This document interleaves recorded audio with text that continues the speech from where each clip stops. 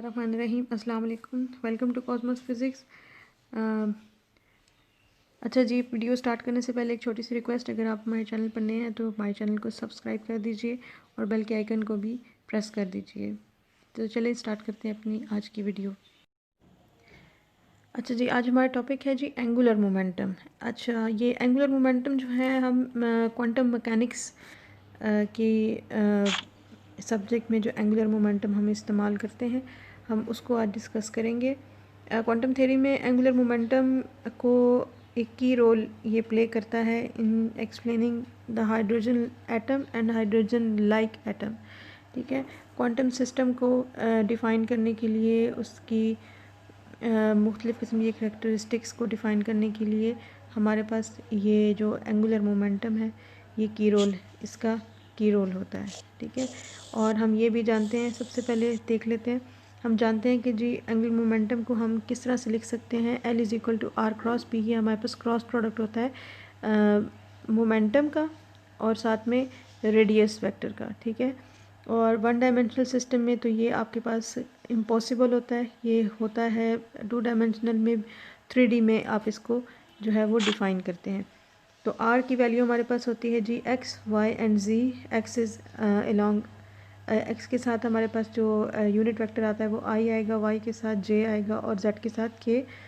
और जो मोमेंटम है हमारे पास normal momentum F P is equal to M V, जो हम नॉर्मल ये फ़िज़िक्स में इस्तेमाल करते हैं, क्लासिकल फ़िज़िक्स में।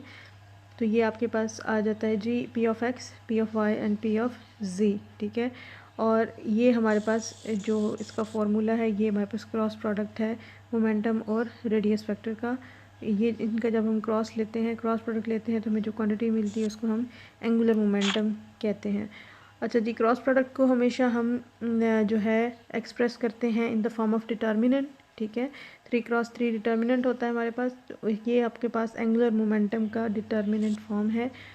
मैट्रिसेस में जब हम इसको एक्सप्रेस करते हैं तो आई जे के एक्स वाई एंड जी और P X P Y and P G आ जाएगा।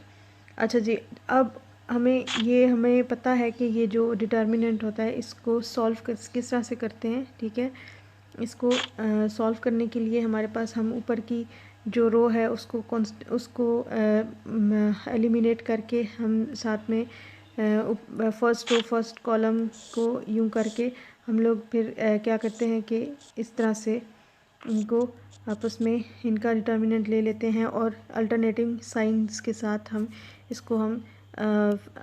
करते हैं, सॉल्व करते हैं। तो ये आपके पास आ जाएगा I into Y P Z minus Z into P Y, और माइनस आएगा जे के साथ।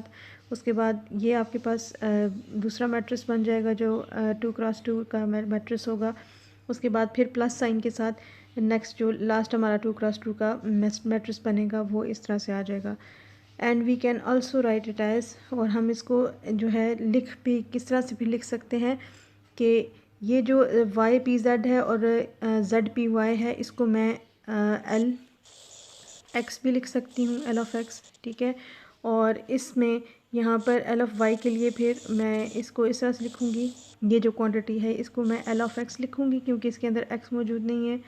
इसमें मैं एल ऑफ वाई लिखूँगी और इसको मैं क्या नाम दे दूँगी, एल ऑफ जेड। ठीक है, तो ये आपके पास एंगुलर मोमेंटम की मुख्तलिफ शेप्स आ गई हैं उनको लिखने की। तो हमारे पास जो एंगुलर मोमेंटम वेक्टर जो होता है वो किसके बराबर होता है, L of X, L of Y and L of Z. Now if we bring the operators instead of these, then we entered into the world of quantum mechanics. और अगर हम इसके अंदर जो है ऑपरेटर्स जो है वो डाल दें, तो हम क्या करेंगे, हम क्या करेंगे कि हम क्वांटम वर्ल्ड में दाखिल हो जाएंगे। ठीक है, तो हम ऑलरेडी पहले से जानते हैं कि हमारे पास मोमेंटम ऑपरेटर जो होता है वो किसके बराबर होता है, iota H cut del by del X. ठीक है, इन वन डायमेंशनल केस। और अगर हमारे पास 3 डायमेंशनल केस हो, एक्स वाई और जी भी मौजूद हो, तो उस टाइम पर हम डेल बाय डेल एक्स की जगह हम डेल इस्तेमाल करेंगे, ये उल्टा ट्राइंगल। ठीक है, ये इसमें ये आपके पास क्या होता है, ये हमेशा किसके बराबर होता है, del of X I plus del by del Y J plus del by del Z के, ठीक है। तो ये आपके पास 3 डायमेंशनल में ये आ जाएगा। अच्छा जी, अब हम क्या करेंगे, इसमें इनकी वैल्यूज़ को पुट कर देंगे। तो इसकी वैल्यू को पुट करें, जब हम पुट करेंगे तो आपके पास आ जाएगा एल ऑफ एक्स हमारे पास फिर किसके बराबर आ जाएगा, पी ऑफ जेड की जगह हमने यहाँ पर पी ऑफ जेड की हमने यहाँ पर वैल्यू पुट कर दी है minus iota H cut del of Z, और यहाँ पर हमने पी वाई की वैल्यू पुट की है। और यहाँ और जिस वक्त हम इसमें से माइनस हम डेल एक्स ए ओटा एच कट को हम कॉमन ले लेंगे तो ये अंदर हमारे पास जो क्वांटिटी बचेगी वो आपके पास कुछ इस तरह से होगी, और वो बराबर होगी हमारे पास एल जेड के। ठीक हो गया। तो ये हमारे पास ये एल एक्स एल वाई और एल जेड की हमारे पास इस तरह से इनकी वैल्यूज़ निकल आती हैं। ये एल वाई इसके बराबर होता है आपके पास, और एल जेड आपके पास इसके बराबर होता है। तो फिर हम इसको जनरल फॉर्म में किस तरह से लिख सकते हैं कि माइनस ए होता है H cut R into del, ठीक है। ये आपके पास इसकी जनरल फॉर्म आ गई है। अच्छा, इसकी जो कम्यूटेटर रिलेशंस हैं, कम्यूटेशंस हम इसके अंदर भी कैलकुलेट करते हैं। हम देखते हैं कि उनकी आपस में जो रिलेशन है वो लास्ट में हमें ज़ीरो देती है कि नहीं देती। तो ये आपके पास जो कम्यूटेटर रिलेशंस हैं वो आ गई हैं जी। एक्स और पी एक्स के दरमियान एओटा एच कट होता है, वाई और पी वाई के दरमियान भी एओटा एच कट होता है, और जेड और पी जेड के दरमियान भी एओटा एच कट होता है। तो इसको फिर हम जनरल फॉर्म में लिख सकते हैं कि I P I aorta H cut, और आई में एक्स वाई एंड जी भी हम डाल सकते हैं। तो ये आपके पास जो है कम्यूटेटर रिलेशंस हैं मोमेंटम की, ठीक है। और हम ये भी जानते हैं कि जब ये आपस में मुख्तलिफ होते हैं, वाई पी एक्स के साथ, एक्स पी वाई के साथ, वाई पी जेड के साथ, जेड पी वाई के साथ, जेड पी एक्स के साथ और एक्स पी जेड के साथ ही, तो ये सारे के सारे आपस में क्या होते हैं, ज़ीरो होते हैं, ठीक है। अच्छा, अब आइगन वैल्यूज़ हम देखेंगे। इसकी जो आइगन वैल्यूज़ हैं वो क्या हैं। The operators X Y L Y L X and L Y do not commute. ये आपस में कम्यूट नहीं करते क्योंकि इनका जो आंसर है वो ज़ीरो नहीं आता। तो अब हम देखते हैं कि ये फिर हमारे पास एल एक्स और एल वाई को अगर हम जो है इसकी रिलेशन देख लें तो ये हमारे पास किसके बराबर होता है। तो एल एक्स और एल वाई हमारे पास बराबर होता है जी L X L Y minus L Y into L X, ठीक है।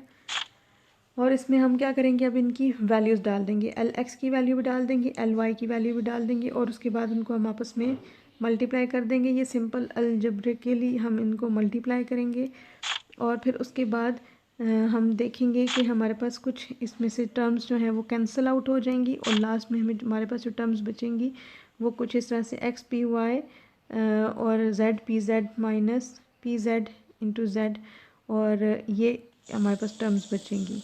और उसमें से हमने क्या कर लिया है, कॉमन ले लिया है। और ओवरऑल फिर हम इसमें से अब ये वाली जो इक्वेशन है, ये वाली जो टर्म है इसको मैं फिर इस तरह से लिख सकती हूँ, और ये वाली टर्म है इसको मैं फिर इस तरह से लिख सकती हूँ। यहाँ पर भी हम इसमें से कॉमन लेंगे और हमारे पास ये एक्सप्रेशन आ जाएगी iota H cut X P Y minus Y P of X, और X P Y minus Y P of X हमारे पास किसके बराबर होता है, एल जेड ऑपरेटर के बराबर होता है। तो हमारे पास जो एल एक्स और एल वाई है इसका जो आंसर आएगा हमारे पास वो क्या होगा, एल जेड होगा, ठीक है। ये एल जेड के बराबर, तो एओटा एच कट से एल जेड के बराबर होगा, ठीक है। ठीक हो गया। सिमिलरली हम फिर साइक्लिक परमुटेशन को अगर हम कंसिडर करें तो हमारे पास क्या है, एल एक्स एल वाई आपके पास किसके बराबर होगा, iota H cut L Z के बराबर होगा। एल वाई एल जेड आपके पास किसके बराबर होगा, iota H cut L x के बराबर होगा।